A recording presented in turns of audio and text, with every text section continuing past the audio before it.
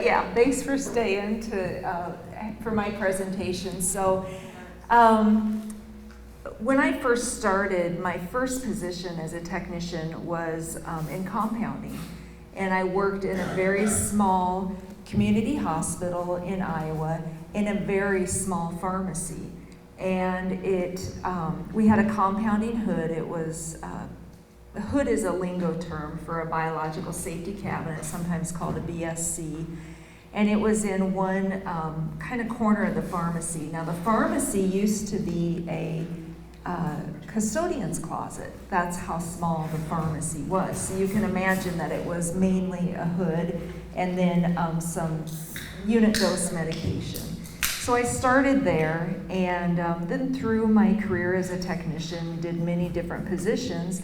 And then about, 20 years ago, I didn't think it was that long ago, but about 20 years ago, I started teaching compounding as well as other pharmacy technician things to pharmacy technicians. And then about 10 years ago, I started teaching to both technicians and pharmacist students. And so that's where I get my knowledge and my information to present today. So when we look at the revisions, and we've heard a little bit from past presenters about USP and 797, but when we kind of go into this in the revisions, really the revisions are about safety. They're about safety for us, the worker or the compounder, and they're about safety for, of course, the patient. So to kind of solidify my experience in compounding, when I first started that biological safety cabinet, we had it in the pharmacy to compound. Really what we did was oncology medication. So now we know the hazardous drug value of an oncology medication, and probably knew about it a little bit then. But even with that being said, the compounding hood was where I did my paperwork because it had a really good light in it, and I used it as a desk. And that's something that we would never do now. And in fact, now we shouldn't even have paper in the clean room. Another thing how I've seen these revisions and standards and best practices evolve is when I first started, we didn't garb. I believe I wore gloves, but they were not sterile gloves. They were just a non-sterile kind of glove, that the same gloves that nursing uses when they administer medications. And now we've evolved to where we wear sterile gloves. So if you can kind of see that and see that these things are for our safety, that'll help you kind of wrap your head around these revisions and changes a little bit better in 797 and why they're taking place. I don't even know what arrow to push, and I've been telling everybody to push an arrow. There we go. So this is a picture from Pharmacy Technology, and this was in 1987. And so from here, you can see that he or she, I'm not sure who's in the picture, but he or she, I'm going to say probably he, is doing some things right that we see today, but a lot of things that are definitely not what we would do today. So he doesn't have a hair bouffant on. He does not. Is he wearing gloves? I don't think he's wearing gloves. He has a watch on, which is full of germs and particles. He's wearing his white coat, the same white coat that he wears in the general pharmacy that's, full of particles. And not only is he not wearing a hair bouffant, but he's got some hair on him, and that hair is dropping into the product. But some of the things that are right is that he has these products lined up in a fashion that they should be, although not completely right, because something's going on here called shadowing. And shadowing is, I don't want to get into the weeds with this because that's not what my presentation is about, but shadowing is where products are too close to each other. And so when they're too close to each other, they're not catching what we call first air or critical air, and then there is probability of contamination. So this was in 1987. To some of you, that was a long time ago. To me, it was yesterday. So not too long ago. And so I just want to say the evolution of these standards and best practices is really for everyone's safety. So this is where I'm at today at the university, and these are the pharmacist students who I teach compounding to. And what you're looking at with the picture is in the clean room, looking into the ante room. So in compounding, and I'll talk a little bit today about the clean room suite.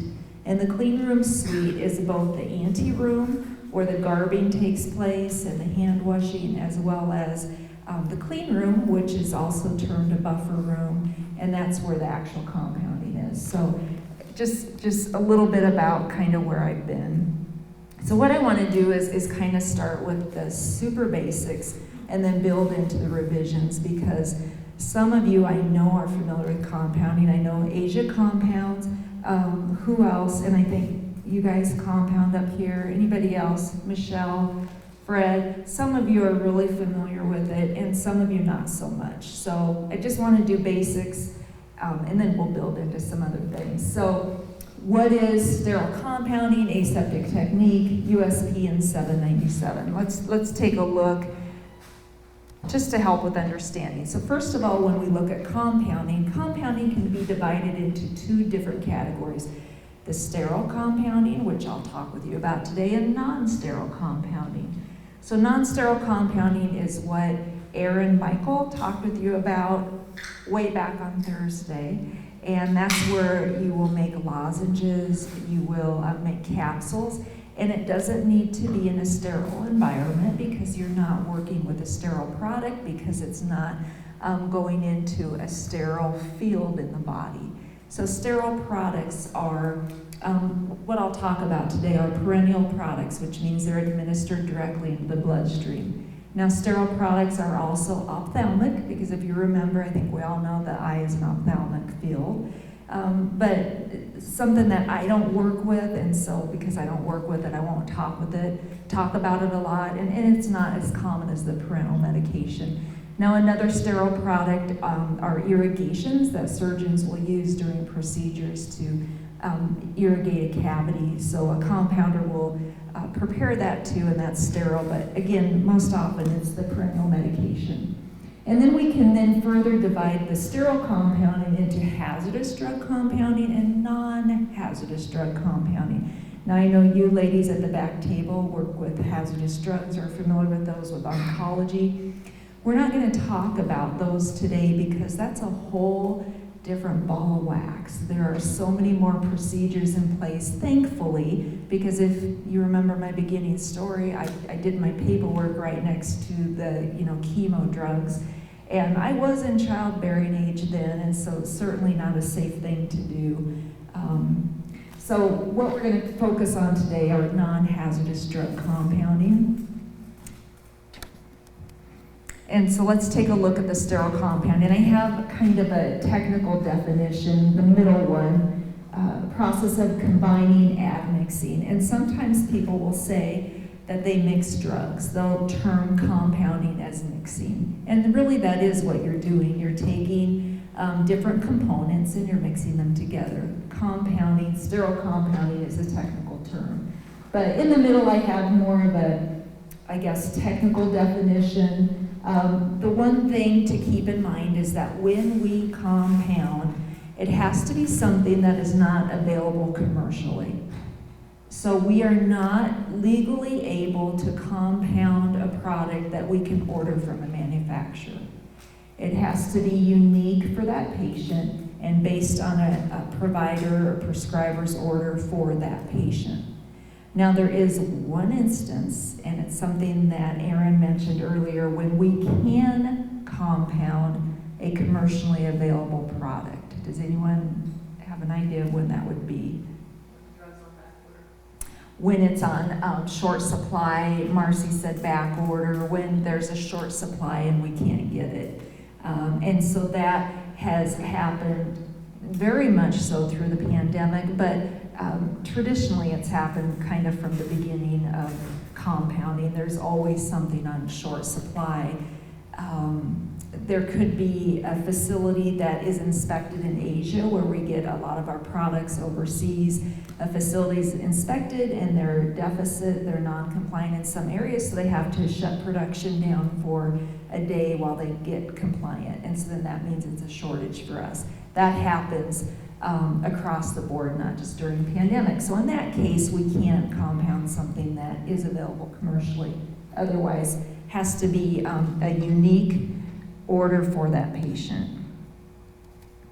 So then when we look at what is aseptic technique, what does that mean? Because aseptic technique is hand in hand with compounding, and it also is hand in hand when we talk about revisions to 797. So aseptic technique is really about very strict procedures that we use when we compound. So we have procedures in how we not only receive the drug and store the drug, but it's how we handle the drug. What can we touch on the product? What are the critical sites? How do we enter a vial? We enter it in it's called a non-coring technique. But aseptic technique are those procedures to make sure our product is clean. And by clean, I mean that it's free of particles, it's free of endotoxins, it's free of pyrogens.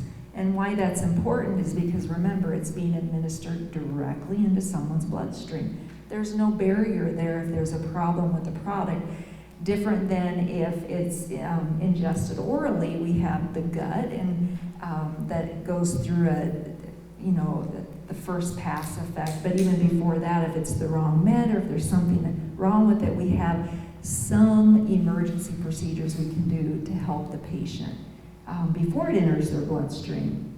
So those strict procedures, keep the product clean, keep it safe, and the procedures are there too for us, for the compounder, to make sure that we're safe as well as the patient. So that's what aseptic technique is, and it really ties together with everything we're talking about today. So here I have kind of a more technical term, aseptic without microorganisms. And I think really what I did right here, I've already talked about all these things. So I'll just kind of read in case it's hard to read the top definition. Aseptic technique is a set of methods used to keep objects and areas free of microorganisms and thereby minimize infection risk to the patient. It is accomplished through practices that maintain the microbe count at an irreducible minimum. So if you can think about maybe if you're in your room at home and the window's open and you can see kind of floaties in the air, if you can think about that when the sunlight's streaming in. So those are particles. And even though we call a clean room where we compound a clean room, it is not clean. It has thousands of particles in it. So imagine today, let's just say this room was clean before we walked in. And then we walked in and we ourselves stirred up those particles. So we have many particles on us. Our hair particles, our skin sheds. When I'm talking, I'm emitting particles. So we as a human being have a lot of dirty particles on us. But then when we walk into a room like today, we stir up those particles. And so it's our activity that creates a dirty environment. So even if the room is called a clean room, it's not clean. That's why we have the aseptic manipulations to help minimize those particles from entering the medication. So if you think of a particle, one of those floaties, as a vehicle for endotoxins, a vehicle that's, there's a pyrogen riding on top of that particle. And as long as those particles are flying around, it's actually okay. But what happens?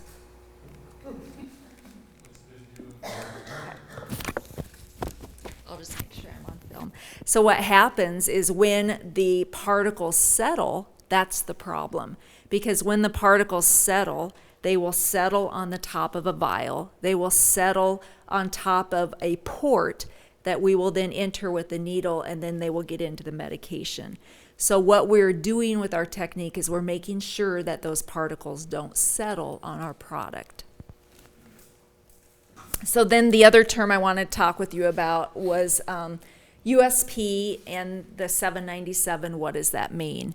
So just a reminder, because I think we heard it earlier, is USP stands for United States Pharmacopoeia.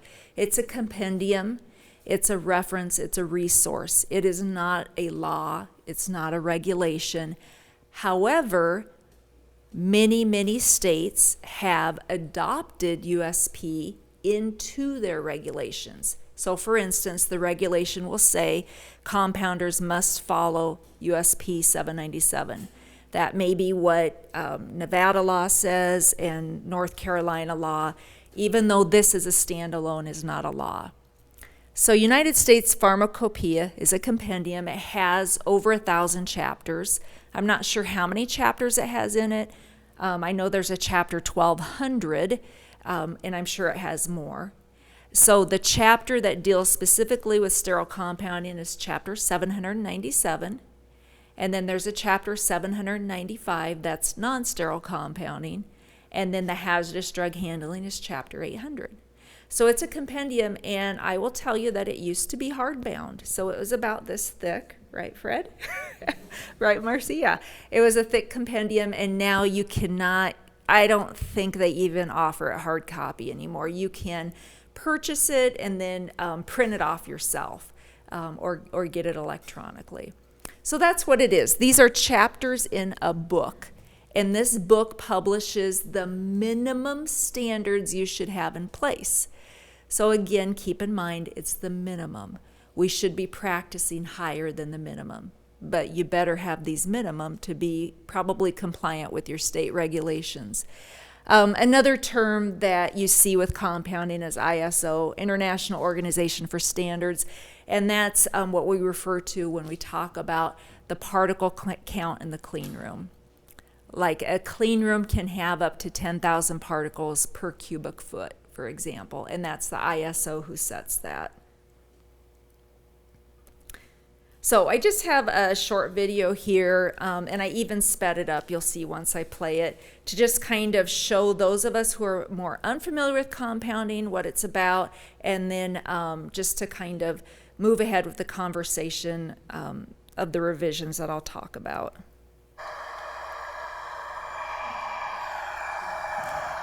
That's fast. No sound.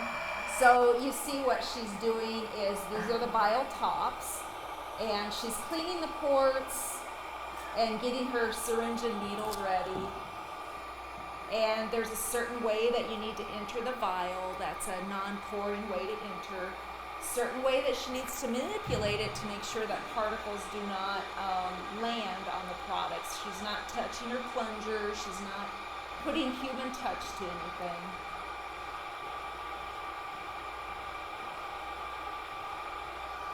Ah! I hate that. You should always safely recap your needles. Don't do it like she did.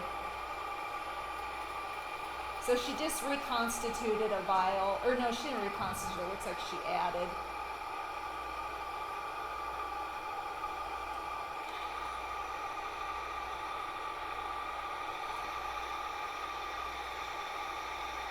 So she's working inside what's called a vertical airflow hood or a biological. Actually, she's in a containment isolator. You can see that her hands are in a sleeve. So this is a glove box, or a containment isolator is another name for it. So she has the gloves on, but they're part of that sleeve too. And with this, she needs to keep her critical site, which is the needle into the vial. She needs to keep that in what's called first air. And that means that there's unidirectional airflow going down on that to make sure it washes away any of those particles. So if she were to put her hand there, the air wouldn't get to her needle and then particles could land on it.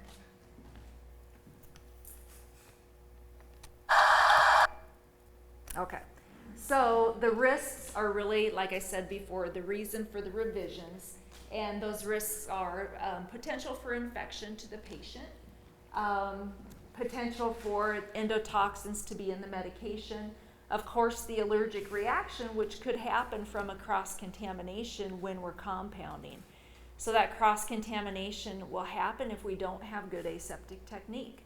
If we didn't do what's called a line clearance, and that's when you clean your hood in between compounding, and the product you were compounding before is completely different than the product you compounded now. And this patient is allergic to what you did before, and that is cross-contaminated into your current product. So that's where there can be an allergic reaction. Incompatibilities, that's where we're mixing two drugs that should not be mixed together. They're incompatible. And sometimes we have a clue to that because it won't look right. Even though all meds are clear in color, there might be some cloudiness that shows us it's incompatible. It might smell a way it's not supposed to smell, but most of the time we cannot see incompatibilities. That's where, you know, a high level of knowledge of what can and cannot be mixed comes into play. And again, there's an immediate impact of air. That's one of the risks because it is being administered directly into the bloodstream. We've talked about the particulate matter. So can anyone give me a guess? What's the most common cause of contamination to that product? Human touch. Very good. It's us. It's human touch. That's why the hand washing is so important, even though we wear gloves. Part of the garbing procedure is washing hands. And now we wear sterile gloves. That probably came about maybe 3 years ago, maybe longer. It's been a while since there's been a revision to 797. But now our gloves have to be sterile, so that helps with that touch. And then, you know, the minute we open up the gloves and they're exposed to air, they're not sterile anymore. But then we do what's called a wash with like an alcohol preparation to keep them as clean as possible. So if you can just think about all of these procedures that we have in the pharmacy to make sure we're delivering a clean, safe product to our patient, and kind of take that to maybe something that's more familiar, like your kitchen at home. So this is a picture of 2 of my grandsons in my kitchen, and I don't know, think about this. So we have July 4th coming up, and you are going to have a barbecue for friends and family. And you're going to prepare a really great meal for them. And you're going to make sure that you're doing things as clean as possible, right? So when you have your salads, your potato salad, you're not going to let it sit out for very long. You're going to adhere to certain procedures because you don't want your guests to get sick. When you're making your hamburger patties, if some people will maybe wear gloves when they put their hamburger into patties, some people will certainly wash your hands. You're doing things in your home in a certain way to make sure that your food is not only tastes good, but it's safe for your company. But even with that, when you're in your home, if you can see my grandson over there, you've got some habits that are going to interfere with cleanliness. So he's got his finger on his nose, and even though I'm watching and trying to make sure that they're being as clean as they can, you're in your home. And that happens in pharmacy too. We get into probably some bad habits. And when we're compounding all day long, it doesn't take long to form a habit. And hopefully they're good habits, but sometimes they're not.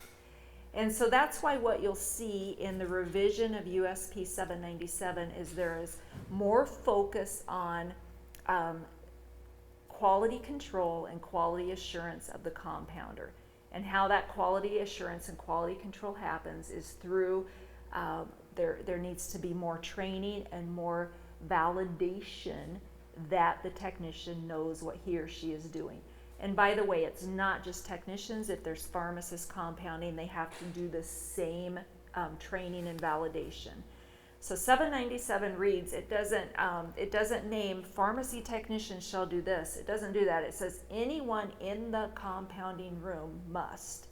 So that's pharmacists. That is if there's, I don't know, any other staff member who does something in the compounding room, they have to have that training.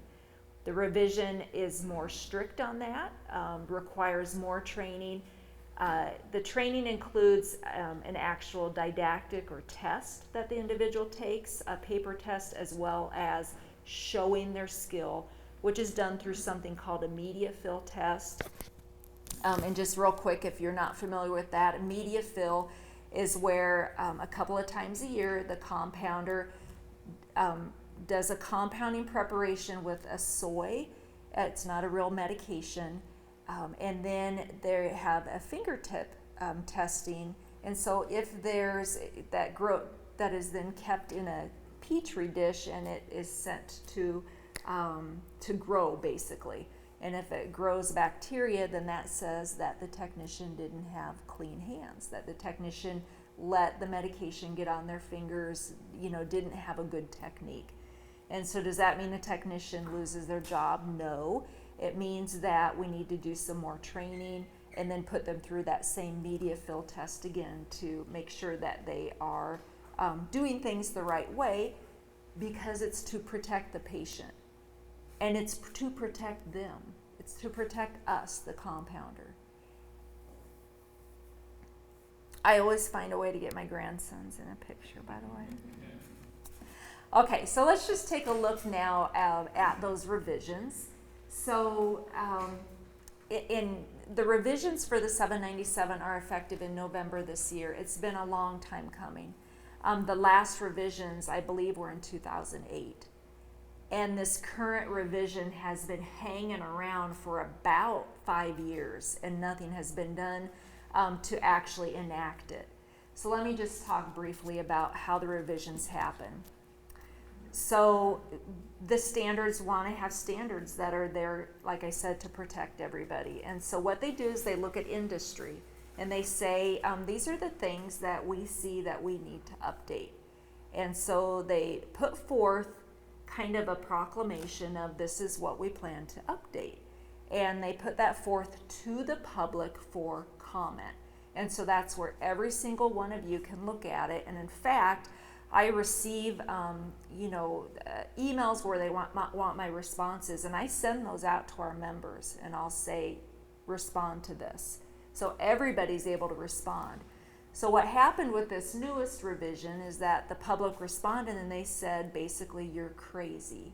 We cannot do these type of revisions. To compound is a very expensive thing in the pharmacy. If you can imagine the cost of the hoods or isolators, better terms, the biological safety cabinets, the cost of the clean room area, and just the cost of the personnel to do it, the garb, and the medication is costly. It costs a lot of money. So the public said there's no way we can do this. And then things kind of slowed down through COVID. And I think I have in my notes somewhere that there were over 8,000 public comments received. And so when they get 8,000 comments, they look at every single one of them. And we had a presenter last year at convention, Brenda Jensen, who is on the 797 expert committee. And you get those comments, and then you look at them, and then you have to sort through them and say what's valid and what isn't. And then they put forth a revision of what they originally proclamated, this is what we're going to change. I don't know, it might kind of be the same way with negotiating with a teenager. As a mother of many daughters, you're negotiating on maybe a curfew, and you tell them this is when they're going to be home, and it's kind of a negotiation. They say, it's impossible for me to be home that early, and then you kind of go through all the data, and so that's kind of what happens here. COVID slowed things down a little bit, but now we are ready. We are ready for this to be effective. In fact, many institutions have been already doing these revisions knowing this day was coming. So we've known that this November date has been coming for probably a year. Since 2008, we kind of knew it wasn't going to make it. We knew they were just asking for too much. So there are meetings that happen, and you're able to attend the meetings. I've attended a great number of them, where you can listen to the expert committee go through those public comments. This individual says this, this, and that, and then they kind of debate it, and so you're able to listen to that. It's a great learning tool, but just keep that in mind when another revision comes around. You're always able to participate. Okay, so in the old chapter 797, so I'm saying old, but it's currently the chapter that's in force right now. In the old one, we called risk levels, we called them low, medium, and high risk levels. And I'll talk to you about what those mean in a minute. Now we call them categories 1, 2, and 3. So no longer do we say risk levels. And this is based on how we compound, and it'll all kind of tie together here in a minute. risk levels change to categories, and what happened with that is now we have to do something different with our beyond use states. So you'll hear me talking about beyond use states as BUDs, because that's normally what they're termed as when you work with them all day long. Okay, so the categories and the beyond use states, or the BUDs, relate to your environment. So remember how I kind of showed you the picture of the clean room suite. So category, compounding in category 1, 2, and 3 has to happen in a clean room suite, but category 1 can also happen in what's called an SCA, or a segregated compounding area. So let me just tell you what that looks like.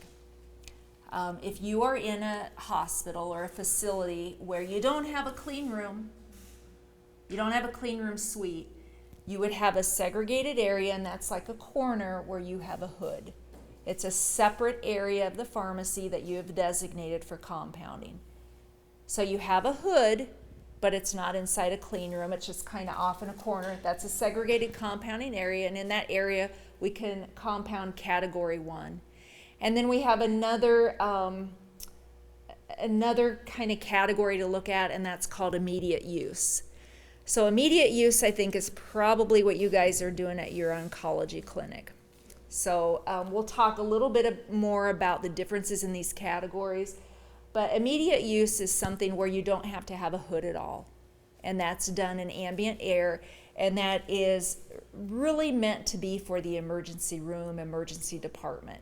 So if I can kind of give an example of that, that would be a patient presents to the emergency department, and let's say they're having a panic attack, and I'm smiling because this recently happened to me, and they need medication, or they go into the emergency room. So the nurse on the counter gets Ativan from a vial, withdraws Ativan, and adds it to an IV bag. So that's done, that's an immediate need.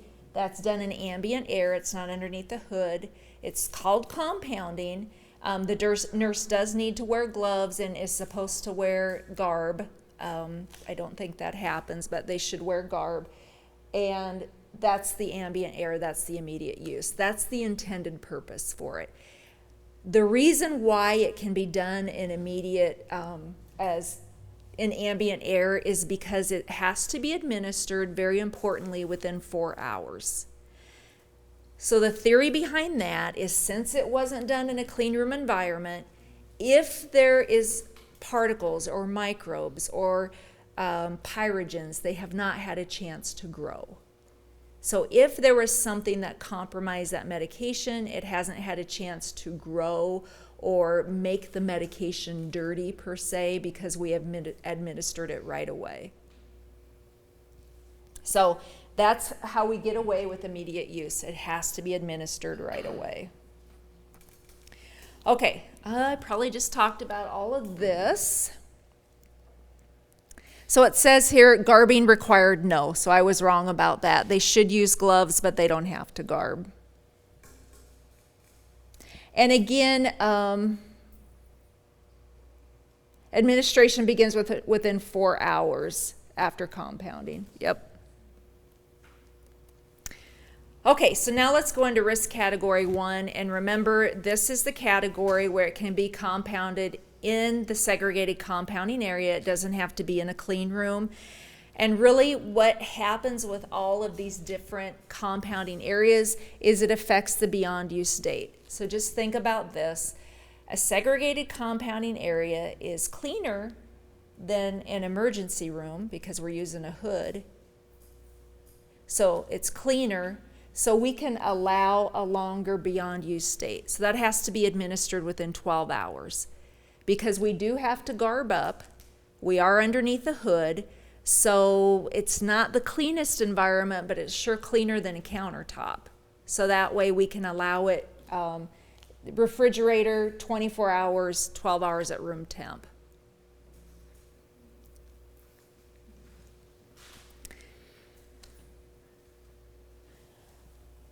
Okay, so risk category 2, did I skip one?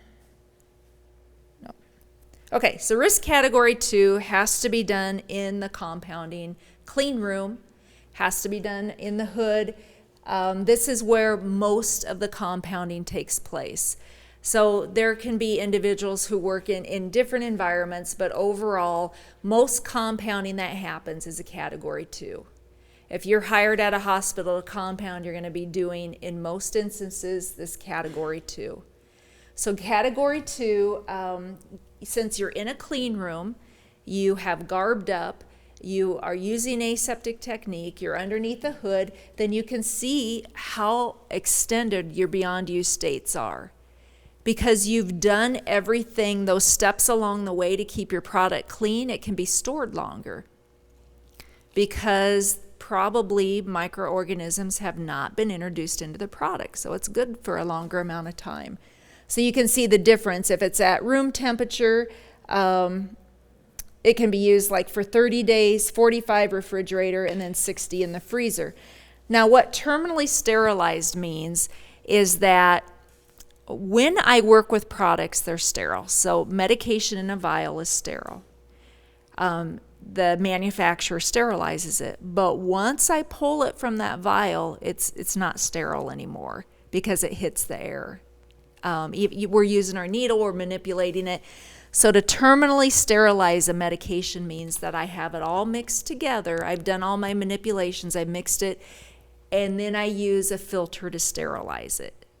So it came to me sterilized, I mixed it, messed around with it, and then I sterilized it again. So you can see if you terminally sterilize it, there's a different beyond use state. This is the most common type of compounding we see.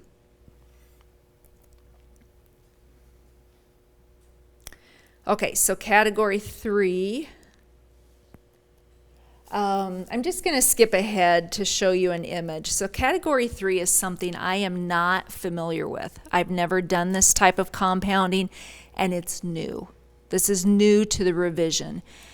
Category 3, so if you look on the left side of the screen, this is what garbing looks like for category 2, for category 1, and this is what garbing has looked like up to this revision in 797. It's where you wear a gown, gloves, booties, hair bouffant, and a mask. And then you don't have to wear goggles. That's up to you. If you're doing hazardous drug compounding, you do wear them, but for non-hazardous, it's up to you if you want to wear them. You don't have to. Now, the category 3, you have to wear them. So you can see on the right side is the revision, and this is where you cannot have any of your skin exposed. And I have another picture coming up. Let's just skip ahead one more. So with this category 3, you wear coveralls, are what they call them. And if you can kind of see down lower, you don't wear booties, you wear boots. So they come all the way up, and you can see that there's not any part of his skin, his or her skin, showing. Now, not only is no part of your skin showing, the actual garb is sterile. And that was hard for me to wrap my head around. Like, how do you have sterile garb? And so I talked with my college dean about it, and he's like, yeah, he's like, Nebraska Medicine has a whole facility where they sterilize, where the surgeons wear that in the operating room. So we've been familiar with it because we have sterilized and reused the surgery garb. But yeah, even the garb is sterile. So something new. Now, you all know who have compounded, there's a special process to garbing. You know, what do we put on first? Does anyone know or remember what we put on first when we garb? Booties, yeah. And just to say, there's nothing in 797 that says this is the order you must do it. But what I teach my students is booties first, because then you move from the dirty side of the anteroom to the clean side of the anteroom. But yeah, so with this, there is a special procedure for sure of how you put these on. Yeah, something really different, something unfamiliar to me. So let's look at why. Why are we doing that with category 3? So category 3, it's where you're compounding more products. You have this extended beyond use date. And there's more to the compounding. And not only are you garbing up more, but you would have to have additional training for compounding the products, and really it's training to make sure you're garbing okay. So category 3 is like I said, something new.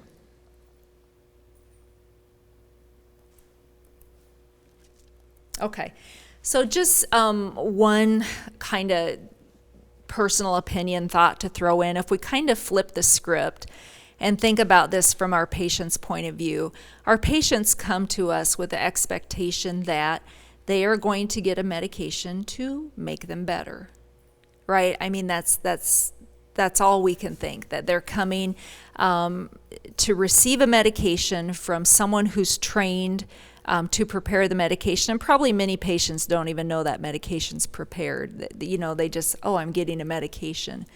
But the expectation is that they're going to feel better. They're going to, in one case or another, feel better. And so that only happens when we are trained, right? It only happens by doing what we're doing here today, doing the continuing education. It happens through our competency to make sure that we stay in tune with what's new, what have we found out that isn't working, that we need to do differently. It happens by the proper environment.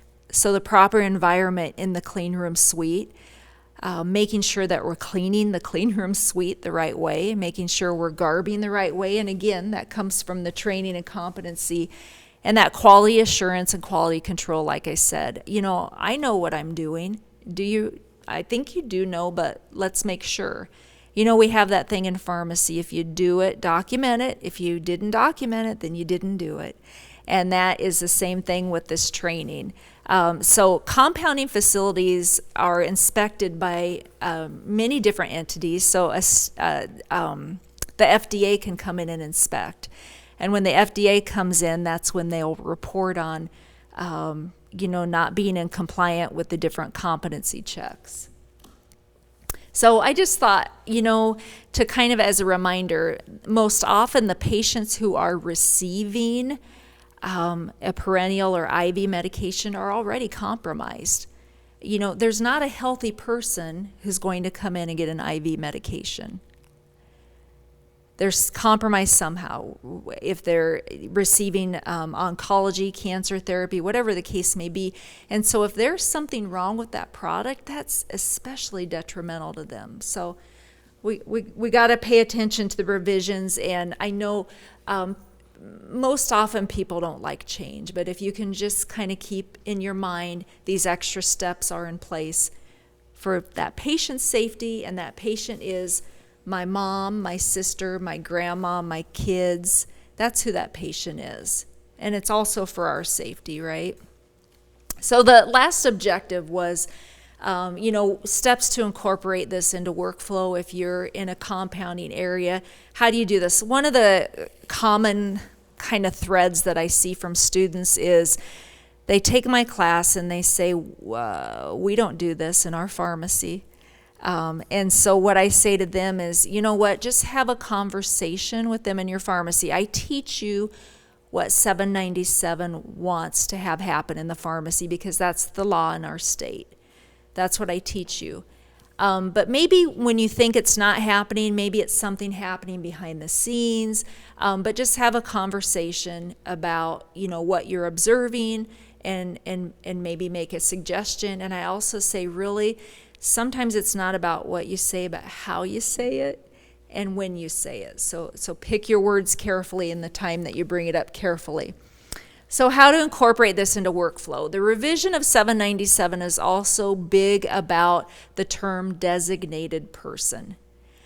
So a designated person is very often a pharmacy technician, in my opinion, should be a pharmacy technician and can be a pharmacy technician. The designated person is someone the 797 says needs to be in charge of what is happening in that clean room suite. The pharmacy has designated someone to be responsible for everything that's going on in that suite. So that's one way to put this into workflow is choosing of that designated person and all of the responsibilities that individual will have. And then on this slide, on the top, I have an excerpt from an FDA inspection, which are published on a website. They're public information. And I know it's small, so I just want to read to you. The number 2 deficiency noted in 2021, aseptic processing areas are deficient regarding the system for cleaning and disinfecting the room and equipment.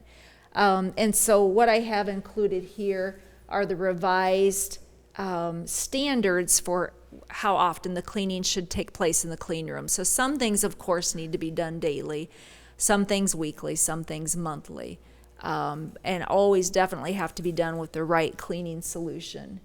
So that's what I have included here. And so what I want to do, I think that this is to end with, is I'm just going to show a video, and this one goes a little bit slower, I think, of the whole compounding process. I don't think there is sound to it, so I'll just kind of talk through it. And I did want to mention real quickly that the notes are available on the website. So I know that some of you came without notes, and I know that some of the things on the slides are small, but I'll keep the notes up for a week. And so just go to the website, and then when you get back to work, you can print them off if there's anything that you want to keep a hold of.